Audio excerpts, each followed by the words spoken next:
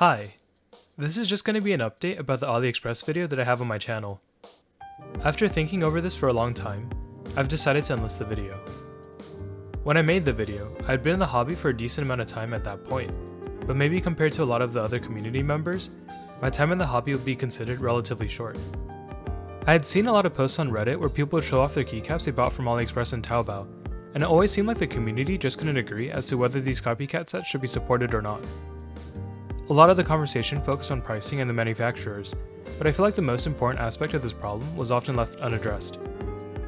While I certainly do prefer the cheaper prices that are offered by these Chinese vendors, I always thought that the designer should be compensated for their work, so I wanted to make a video talking about that aspect of the issue.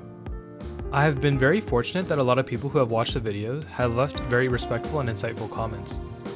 There have been a few people who haven't left the nicest comments, but in terms of some of the other toxic stuff I've seen on YouTube, it was pretty tame. I've had a lot of constructive conversations with some people who've left comments, which has shaped my opinion on the topic and was a great learning experience in making me more aware about language use and how to phrase ideas properly to avoid misunderstandings. I will be the first to admit that the video isn't perfect. For one, choosing the Animal Crossing set probably wasn't the best idea, since it is based off another IP.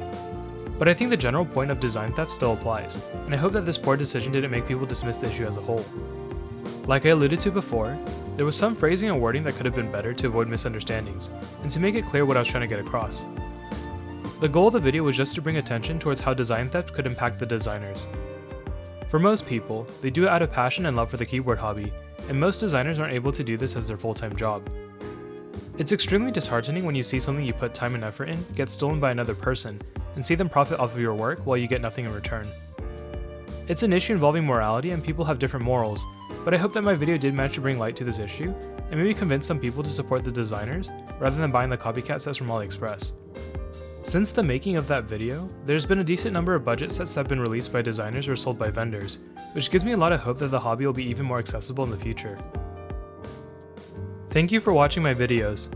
I know that I've been only posting group buy videos lately, which aren't super interesting, but a lot of the stuff I ordered are either delayed or still in production. I do enjoy video making and I plan on making more videos in the future as my stuff arrives. I might not be able to release consistently as YouTube is not my full-time job, but I'll try my best.